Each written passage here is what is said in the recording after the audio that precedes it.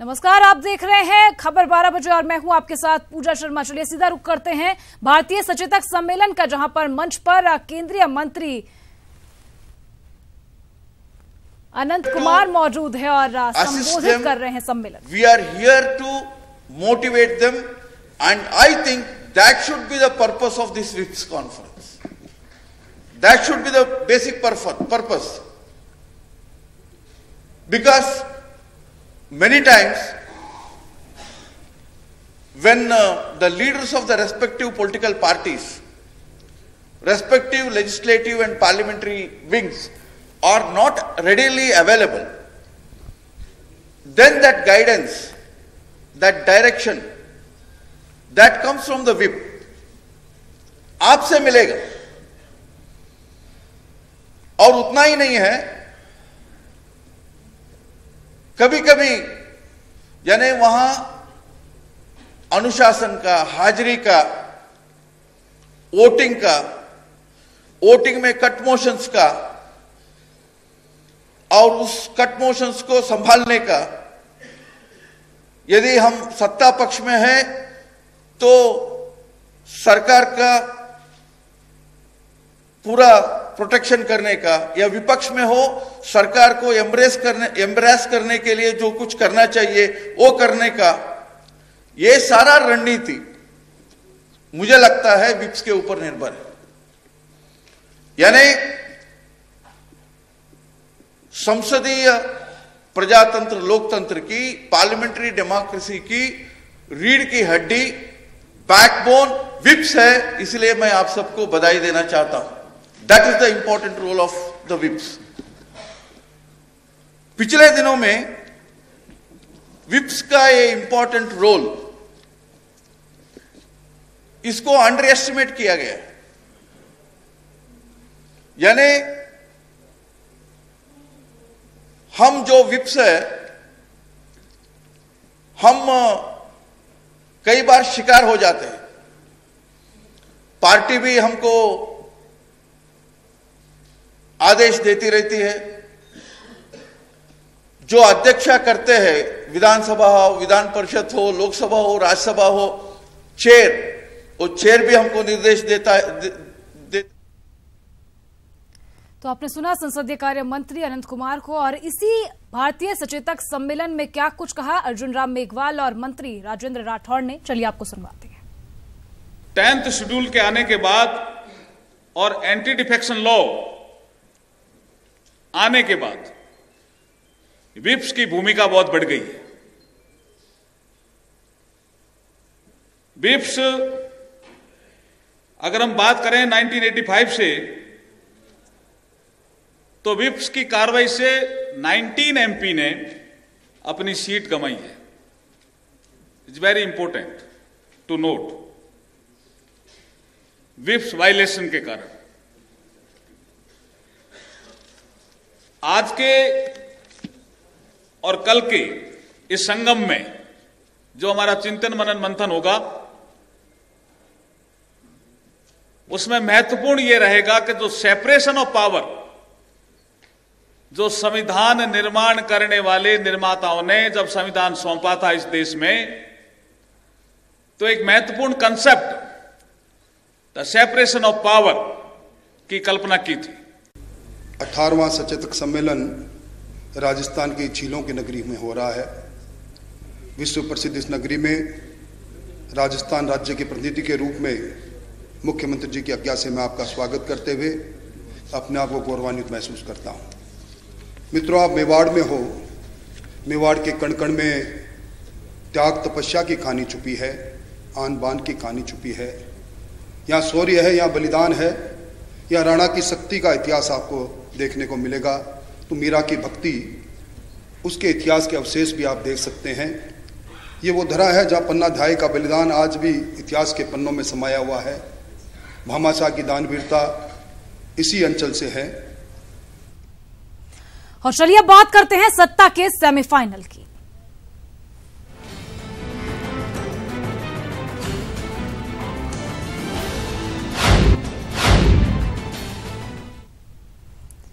जी हां, सत्ता का सेमीफाइनल है, तैयारियां भी पूरी कर ली गई है, सेना तैयार है और सेनापति भी तय। उपचुनावों को लेकर बीजेपी और कांग्रेस ने अपने अपने पत्ते अब खोल दिए हैं। अलवर लोकसभा सीट से बीजेपी प्रत्याशी डॉक्टर जसवंत यादव, अलवर लोकसभा सीट से कांग्रेस प्रत्याशी डॉक्टर कर्ण सिंह यादव, अजमेर लोकसभा सीट से बीजेपी प्रत्याशी रामस्वरूप लांबा, अजमेर लोकसभा सीट से कांग्रेस प्रत्याशी रघु शर्मा, मांडलगढ़ विधानसभा सीट से बीजेपी प्रत्याशी शक्ति सिंह हाड़ा, मांडलगढ़ विधानसभा सीट से ही कांग्रेस प्रत्याशी विवेक धाकड़ का नाम तय हो चुका है। और ऐसे से जुड़ी हुई बड़ी खबर, अजमेर उपचुनाव में अपडेट आपको बता दें, कांग्रेस प्रत्याशी रघु शर्मा 10 तारीख को नामांकन दाखिल करेंगे। कांग्रेस कार्यालय में पार्टी कार्यकर्ताओं से फिलहाल चर्चा कर रहे हैं। रामस्वरूप लांबा भी 10 तारीख को ही पर्चा दाखिल करेंगे। 10 जनवरी को अजमेर में बीजेपी कांग्रेस के कई दिग्गज जुटेंगे। और संवाददाता अभिजीत हमारे साथ अजमेर से फोन लाइन पर जुड़ चुके हैं, उनका रुख कर लेते हैं। अभिजीत, अजमेर से चाहे कांग्रेस की बात हो या बीजेपी की, 10 तारीख यानी आखिरी तारीख नामांकन की, तभी पर्चा दाखिल किया जाएगा दोनों ही पार्टी के उम्मीदवारों की ओर से। बिल्कुल दोनों ही, रघु शर्मा कांग्रेस से और रामस्वरूप लांबा भारतीय जनता पार्टी से अपना संसदीय क्षेत्र के उपचुनाव का नामांकन पत्र जो है, नामांकन दाखिले की अंतिम तिथि 10 जनवरी को दाखिल करेंगे। रघु शर्मा आज सुबह अजमेर पहुंच गए हैं। लगातार कांग्रेस कार्यकर्ताओं के साथ वो बातचीत कर रहे हैं। कांग्रेस कार्यालय में एक अनौपचारिक बैठक भी उन्होंने ली है। रामस्वरूप लांबा जो भारतीय जनता पार्टी के उम्मीदवार है, अब से कुछ देर बाद वे भी अजमेर पहुंच रहे हैं और दोनों ही उम्मीदवारों ने अपने नामांकन पत्र जो है वो परचेज कर लिए हैं। उसकी जो औपचारिकताएं हैं वो पूरी की जा रही हैं और 10 तारीख को जो अंतिम दिन है, काफी गहमा गहमी रहने वाली है निर्वाचन कार्यालय यानी जिला कलेक्ट्रेट कार्यालय में, जहां दोनों ही प्रमुख दलों के उम्मीदवार जो है अपना नामांकन दाखिल करेंगे। जाहिर तौर पर बड़ी संख्या में उनके समर्थक, कार्यकर्ता और दिग्गज नेता भी मौजूद रहेंगे। कांग्रेस की ओर से पीसीसी चीफ सचिन पायलट रहेंगे, पूर्व मुख्यमंत्री अशोक गहलोत रहेंगे, एआईसीसी के महासचिव सीपी जोशी रहेंगे। तो वहीं भारतीय जनता पार्टी की ओर से भी कहा जा रहा है कि मुख्यमंत्री वसुंधरा राजे भी इस नामांकन में रामस्वरूप लांबा के नामांकन के वक्त मौजूद रह सकती हैं। तो बेहद दिलचस्प और रोचक अजमेर संसदीय क्षेत्र का ये उपचुनाव रहने वाला है, जहां पर दोनों ही दलों ने अपने पत्ते खोल दिए हैं, उम्मीदवारों का ऐलान कर दिया है। जो अब बिल्कुल, और अब वक्त 10 तारीख को जब अजमेर के उम्मीदवार दोनों ही पार्टी के पर्चा दाखिल करें। शुक्रिया तमाम जानकारी के लिए। और फिलहाल बात कर रहे हैं, बड़ी खबर मिल रही है यूपी के बाराबंकी से, जहां पटरी से मालगाड़ी के 8 डिब्बे उतर गए हैं। बाराबंकी रेलवे स्टेशन के पहले रेड नदी के पास ये हादसा हुआ है। तो बड़ी खबर आपको बता दें, यूपी के बाराबंकी से मिल रही है, जहां पटरी से मालगाड़ी के 8 डिब्बे उतर गए हैं। बाराबंकी रेलवे स्टेशन के पहले रेड नदी के पास ये हादसा हुआ है।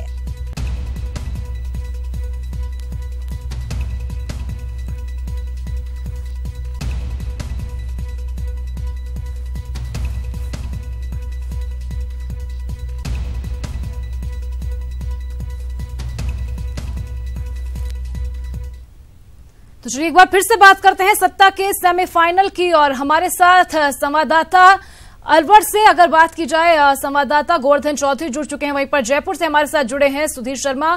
सबसे पहले गोवर्धन, आपका रुख करना चाहेंगे, जहां पर पूरी तरह से चुनावी रंग में अब अलवर जो है रंगा हुआ नजर आ रहा है।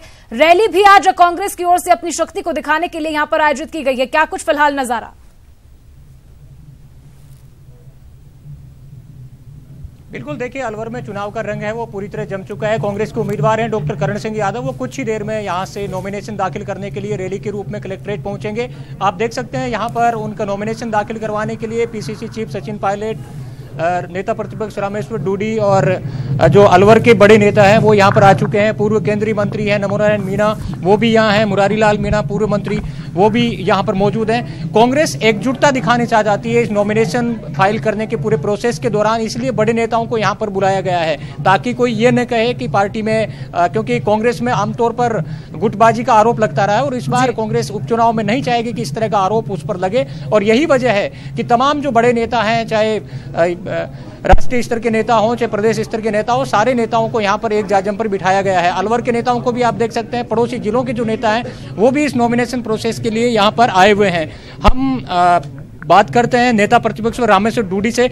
डूडी साहब, नॉमिनेशन दाखिल करने के लिए यहाँ पर आए हैं, क्या मुद्दे रहेंगे और आपको क्या उम्मीद लगती है अलवर से?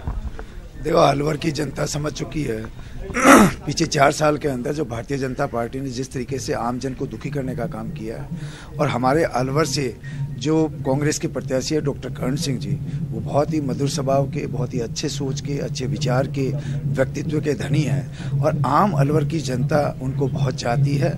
और इस चुनाव के अंदर आम जनता ने पूरा मानस बना लिया, क्योंकि 4 साल के अंदर बीजेपी ने जिस तरीके से किसान को दुखी किया है, जिस तरीके से यूथ आज सड़कों पर भटक रहा है, रोजगार की समस्या है, बिजली, पानी, सड़कों की हालत खराब है, इन सारी बातों को देखकर जनता कांग्रेस को अच्छे बहुमत से जिताएगी। क्योंकि डॉक्टर कर्ण सिंह जी एक किसान परिवार से जुड़े हुए हैं, खेत और ज़मीन से जुड़े हुए हैं। हमेशा इस अलवर की जनता ने उनको सर आंखों पे बिठा रखा है। तो कांग्रेस पार्टी ने जो हमारा कैंडिडेट जो दिया है वो बहुत ही अच्छे विचार का, अच्छे सोच का है और आज पूरी जनता एकता और संगठन से वापस इस लोकसभा बाई इलेक्शन के अंदर कांग्रेस को भारी बहुमत से जिताएगी। हमारे साथ तरुण यादव जी हैं, जो देवेंद्र यादव हैं, जो प्रभारी सचिव हैं, वो भी यहाँ नॉमिनेशन दाखिल कराने के लिए उनके यहाँ पहुंचे हैं। यादव साहब, अगर अलवर की बात की जाए, यहाँ पर एक ही जाति के उम्मीदवार दोनों के हैं, आपको क्या उम्मीदें लगती है, मुद्दे क्या रहेंगे जिसके बदौलत कांग्रेस चुनाव मैदान में उतर रही है? मुद्दों के नाम पर एक लंबी फेहरिस्त है, चाहे विकास की बात हो, चाहे किसानों की समस्या की बात हो, चाहे व्यापारियों की बात हो, चाहे शराफत की बात हो। आज अलवर की जनता पूरी तरीके से एकमत होकर डॉक्टर कर्ण सिंह यादव जो हमारे कांग्रेस के कैंडिडेट हैं, मृदुभाषी हैं, पढ़े लिखे हैं और सबको साथ लेकर चलने में सक्षम है, उनके साथ मैं देख रहा हूं कि आज पूरी जनता अलवर की एकजुट होकर उनके पीछे खड़ी हुई है। पीसीसी चीफ सचिन पायलट हैं, वो भी यहाँ पर पहुंचे हैं उनके नॉमिनेशन दाखिले के लिए और बड़े नेता भी यहाँ पे आएंगे। पायलट साहब, आज आपसे जानना चाहेंगे, अलवर में एक ही जाति के दोनों पार्टियों ने उम्मीदवार उतारे हैं, अब क्या चैलेंजेस आप पाते हैं और मुद्दे कौन से होंगे जिनको लेकर के आप जनता के बीच में जाएंगे? कर्ण सिंह जी यहाँ से पहले सांसद रह चुके हैं और एक अनुभवी डॉक्टर और समाज सेवी के नाम से उनका बहुत इलाके में एक गुडविल है और डॉक्टर साहब को पार्टी ने मौका दिया है जनता की सेवा करने के लिए। जाति बिरादरी की राजनीति हम लोग नहीं करते हैं, लेकिन भारतीय जनता पार्टी के पास शायद कोई उम्मीदवार नहीं था, इसलिए अपने वर्तमान मंत्री को, विधायक को दोबारा लोकसभा का चुनाव लड़ाने की उन्होंने यहाँ पे सोची है। मतलब उनके पास मजबूत, भाजपा के पास कोई कैंडिडेट था नहीं, इसलिए मजबूरी में उन्होंने अपने जसवंत जी यादव जी को यहाँ पे उम्मीदवार बनाया है। ये चुनाव वसुंधरा जी के 4 साल की सरकार की नाकामियों पर जनता की राय को स्पष्ट करेगा। मुझे पूरा विश्वास है कि न सिर्फ अलवर में लेकिन तीनों सीटों पर कांग्रेस भारी बहुमत लेकर जीतेगी। वो इश्यूज क्या रहेंगे अगर सरकार के इश्यूज को छोड़ दिया जाए? आप पॉजिटिवली जनता से किस बात पे वोट मांगेंगे कि क्या आप करने जाएंगे? कैसे छोड़ दिया जाए? 4 साल पहले जो बहुमत मिला भाजपा को, वसुंधरा जी को, किसान आत्महत्या कर रहे हैं, सड़कों पे बेरोजगार नौजवान घूम रहे हैं, महंगाई बढ़ रही है, करप्शन हो रहा है, बलात्कार हो रहा है, कोई जवाब तो देगा? जवाबदेही तय करने के लिए चुनाव होते हैं और जनता भाजपा को कटघरे में खड़ा करेगी। हम लोग तो एक उपचुनाव लड़ रहे हैं ताकि जनता में मैसेज जाएगा पूरे देश में कि कांग्रेस को दोबारा जनता चाहती है। 11 महीने बाद जब यहाँ सरकार बनेगी कांग्रेस की, तब यहाँ पे असली में जनता का राज आएगा, नौजवानों का, किसानों का राज आएगा। लेकिन 4 साल से भाजपा ने छला है, लोगों को धोखा दिया है, उसका खामियाजा उनको भुगतना पड़ेगा। सर, लेकिन बूथ मैनेजमेंट जी बिल्कुल, यहाँ पर तमाम जो पार्टियां हैं उनको लेकर अपने अपने दावे, उपचुनाव को लेकर, अपनी जीत को लेकर दावा जो तमाम लोग हैं वो करते हुए नजर आ रहे हैं और खुद पीसीसी चीफ सचिन पायलट का भी यही कहना है। हमारे साथ एक बड़ी खबर फिलहाल मिल रही है, माडलगढ़ कांग्रेस प्रत्याशी का विरोध शुरू हो गया है। कांग्रेस में विवेक धाकड़ का विरोध शुरू हुआ है। आपको बता दें, विधायक धीरज गुर्जर के समर्थकों ने विरोध शुरू किया है। जयपुर में धीरज गुर्जर के समर्थक इकट्ठा हुए हैं, पार्टी के वरिष्ठ नेताओं के सामने ये विरोध दर्ज करवाएंगे।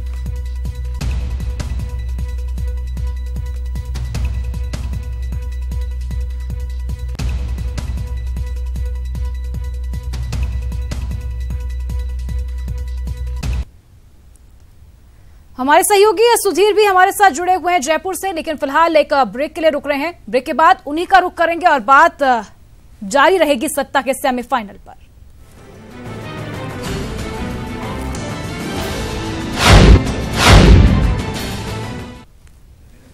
So all of you here today, and of course all the gentlemen, I'm really pleased to have you all here. मुझे बड़ी खुशी है कि आज मैं आप सबका स्वागत उदयपुर की नगरी के अंदर कर पा रही हूं, मैं आप सबका राजस्थान के अंदर स्वागत आज करना चाहती हूं। I am really delighted to have you here with us today. I particularly remember on this day, yes, you're right, Anant Kumar ji. It's not just our business hospitality. And I appreciate that you understood that hospitality is a part of our nature and it comes straight from the heart. I don't think that you can find a Rajasthani who won't say Padharo Mare Des and who won't ask you whether you visited Rajasthan or not and really mean it. नहीं तो क्या होता है कि लोग कहते हैं आओ आओ जरूर आओ, परंतु दे होप कि इधर उधर रफा दफा हो जाओगे। But honestly from the bottom of our heart we are very very happy to have you here with us today. In the very beginning, पहले ही मैं भैरव सिंह जी को याद आज करना चाहूंगी। जब पहली दफा विधानसभा के इलेक्ट होके आई थी तो एक ऐसा नेता मिला था जिसने हम सबको ऑपोजिशन में क्या होता है, सरकार में क्या होता है, किसका क्या रोल है, चाहे आप विप हो या मंत्री हो या सिंपली सदस्य हो, उन्होंने हम सबको बताने का काम किया और इनकरेजमेंट में कभी कमी नहीं रही। बट सबसे बड़ी बात तो ये थी कि विधानसभा में ज्यादा से ज्यादा बैठना, क्वालिटी डिबेट करना, इस चीज को उन्होंने प्रोत्साहित करके हम लोग सबको कराने की कोशिश की। मुझे याद है कि उस समय, और भाई साहब बैठे हुए हैं यहाँ बैठे हुए हैं, मुझे याद है कि हम लोग यंगस्टर्स आए थे हाउस के अंदर तो हमको सिखाया करते थे अगर अच्छा डिबेट रहा तो जब वापस घर हाउस में से वापस आते थे तो कमरे में बुलाते थे और कहते थे कि लो 100 रुपए की मिठाई लाओ, तुम लाओ। हमारे टाइम तक तो 200 हो गए थे और इनके टाइम में 100 रुपए के लड्डू से शुरू होकर 200, हमारे जब तक हाउस में थे 200 के लड्डू हो गए थे कि तुम मंगाओ और सबको बांटो कि आज तुम्हारा भाषण अच्छा हुआ। हम वहां से सीख के यहां तक आए हैं and today we are concentrating on the whips, so I will come down to that. A legislative body basically is like a joint family. अब आजकल तो वो joint family मामला थोड़ा सा कमजोर हो चुका है, परंतु उस समय आप लोग सबको मालूम है कि the matriarchs of yore, it was the whip, like the matriarchs of yore, who ensured attendance, की उपस्थिति हो। जैसे अभी आपने कहा, उपस्थिति और अनुशासन और आदेश की पालना कराना ये whips का काम है और बहुत मुश्किल काम है, आसान नहीं है।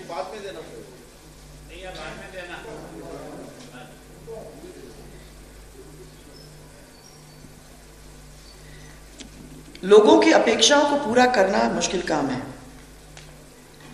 But it is very important to see that in the house we make smooth and efficient working so that we are able to live up to their expectations. And therefore there the whips assume a great importance. Even if the office of the whip does not find mention in the constitution or in the rules of the house, with this passing of that 52nd Amendment Act 1985 and that anti-defection law, actually the whip has assumed a very, very vital role in basically enforcing party discipline, and a directive as a whip, if disobeyed, can lead to disqualification of members, though rarely does that happen. They depend on the force of their character and the force of their ability to be able to bring people together and to create the atmosphere which is required to get the party, whether it's opposition or otherwise, to work. Now, this conference was conceived as far back as 1952 में ये शुरुआत हुई थी। पहला conference of whips Indore के अंदर हुआ था और ऑब्जेक्टिव ये था कि whips जो प्रैक्टिकल मैटर्स के साथ डील करते हैं वो कुछ स्टैंडर्ड्स को इवॉल्व करने की कोशिश करें ताकि पार्लियामेंट्री डेमोक्रेसी का ध्वज फहरता रहे. The Whips Conference therefore then becomes a platform for very distinguished men and women in public life basically to sit together and exchange experiences aimed at making parliamentary functioning much, much more efficient. If there is a body that truly transcends party lines, it is the Whips Conference. And so I congratulate you for having done this, and for these conferences happening regularly, you've done this, and that you've chosen Rajasthan in which to do it makes us extremely happy and very proud. Really, Anant Kumar ji, democracy, as you said, in India is one of the major success stories. The world over, it is called the largest democracy in the world, and people isko sab log mante hain.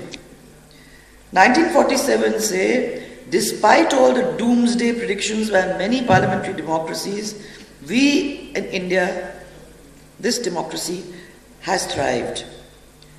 The archives, if you look in parliament as well as in the state, they are now a rich source for students and researchers, not just a political science.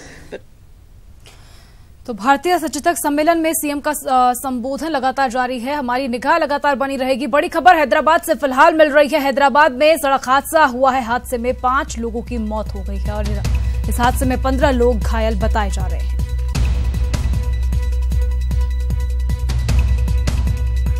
तो बड़ी खबर आपको बता दें हैदराबाद से, जहां सड़क हादसा हुआ है. हादसे में 5 लोगों की मौत हो गई है और 15 लोग इस हादसे में घायल हुए. बड़ी खबर हैदराबाद से, जहां सड़क हादसा हुआ, 5 लोगों की इस हादसे में मौत हो गई है और 15 लोग घायल बताए जा रहे हैं.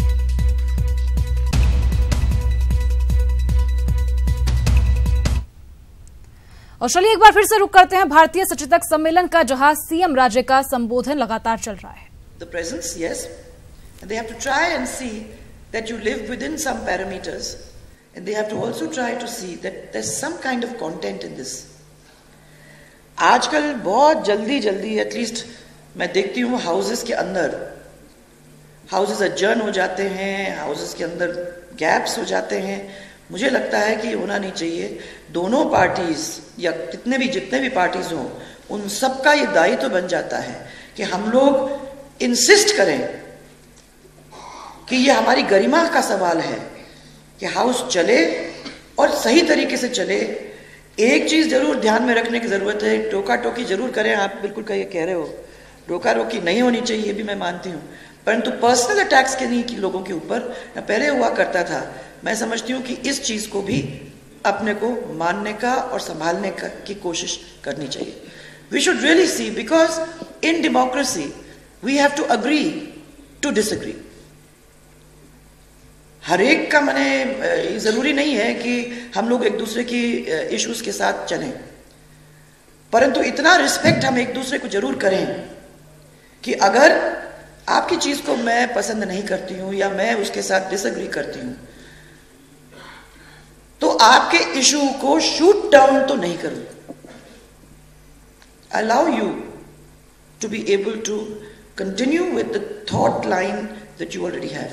So it's very, very important that those principles also be recognized within the House.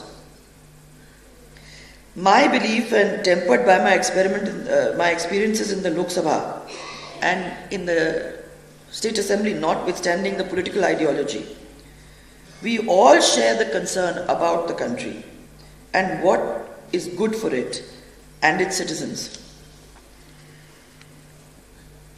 Our approaches again can be different, but that does not make us enemies at all. और विधानसभा में मुझे याद है, Lok Sabha used to be famous at the time of Mr. Meenu Masani, Mr. Pilu Modi, Mr. Atal Bihari Vajpayee. Exactly, all those tall leaders. They were in different parties, but on the floor of the house बहुत ज्यादा टोका टोकी हुआ करती थी, परंतु in such elegant prose and so nicely that no feelings were ever hurt. But the democratic debate of India's parliament was held up for the world to see. And आज भी अगर कोई लोग मानते हैं इस चीज को तो कहते हैं कि वो कैसा जमाना था जब ये लोग बैठा करते थे और इस तरीके से डिबेट करते थे। हम लोग सबके विधानसभाओं के अंदर इस चीज को लाने की जरूरत है, क्योंकि हर आदमी के पास कुछ ऐसा है जो शायद दूसरे के पास ना हो, and we owe him to listen to him. It's not necessary भैया मेरा पार्टी सो है, मैं road roller you, somewhere we have to try to make that difference.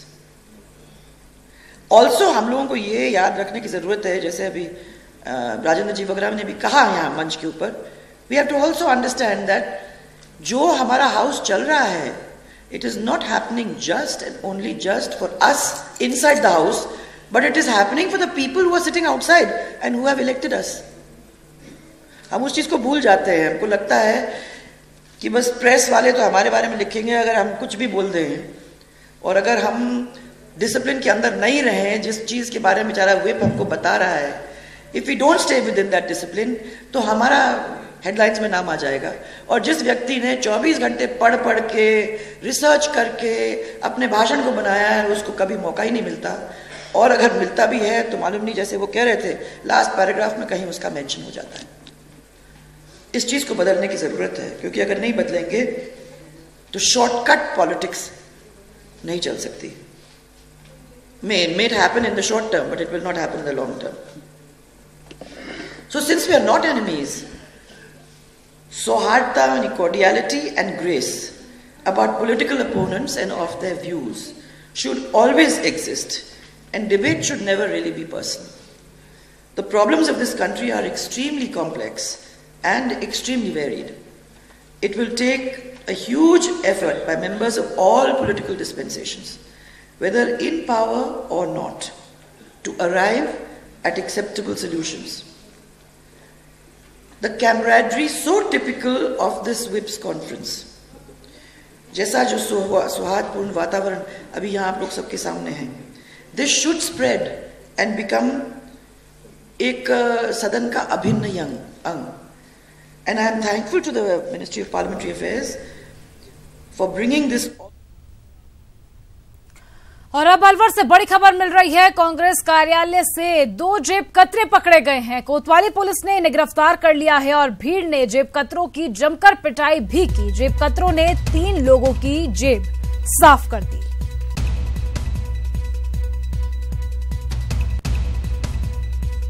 तो बड़ी खबर आपको बता दें, जहां पर कांग्रेस कार्यालय से 2 जेब कतरों को पकड़ा गया है। इस दौरान लोगों ने उनकी जमकर पिटाई कर दी थी। आपको बता दें, इन जेब कतरों ने 3 लोगों की जेब साफ कर दी। कांग्रेस कार्यालय से 2 जेब कतरे पकड़े गए हैं। तस्वीरों में आप देख सकते हैं, जहां पुलिस उन्हें पकड़ने पहुंची। फिलहाल गिरफ्तार कर लिया गया है। कोतवाली पुलिस ने इन्हें गिरफ्तार किया है और भीड़ ने जेब कतरों की इस दौरान जमकर पिटाई भी की। जेब कतरों ने 3 लोगों की जेब पर हाथ साफ कर दिया था।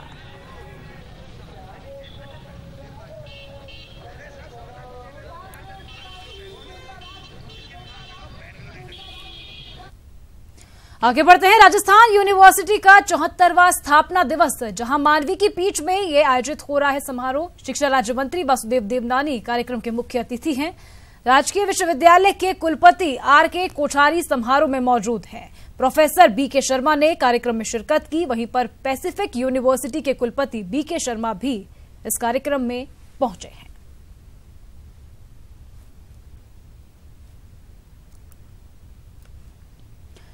अलवर के तिजारा में अवैध शराब पकड़ी गई है। ट्रक से बरामद की गई है 150 पेटी अवैध शराब। वहीं भिवाड़ी मेगा हाईवे पर पुलिस ने इस कार्रवाई को अंजाम दिया है। शराब की कीमत 10 लाख रुपए बताई जा रही है। बोरियों के नीचे ये शराब छिपाकर ले जाई जा रही थी। ट्रक चालक को फिलहाल पुलिस ने गिरफ्तार कर लिया है और पूछताछ का दौर शुरू हो चुका है।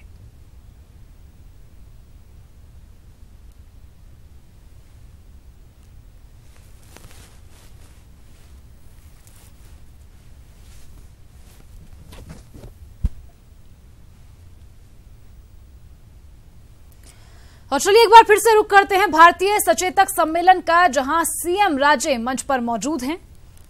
ये सीधी तस्वीरें आप देख रहे हैं, मंच पर मौजूद हैं मुख्यमंत्री वसुंधरा राजे और तस्वीरें आप देख सकते हैं। अर्जुन राम मेघवाल भी मंच पर मौजूद हैं। इससे पहले सीएम राजे ने इस सम्मेलन को संबोधित किया और पॉलिटिक्स में बदलाव को लेकर, नवाचारों को लेकर बातचीत यहां पर की गई थी। सीएम राजे के संबोधन में विधानसभा सत्र की बात भी सीएम राजे ने की कि सभी की बात सुननी चाहिए और साथ ही कई उन बड़े नेताओं को याद किया जिन्होंने अपनी बड़ी राय विधानसभा की कार्यवाही के दौरान रखी थी।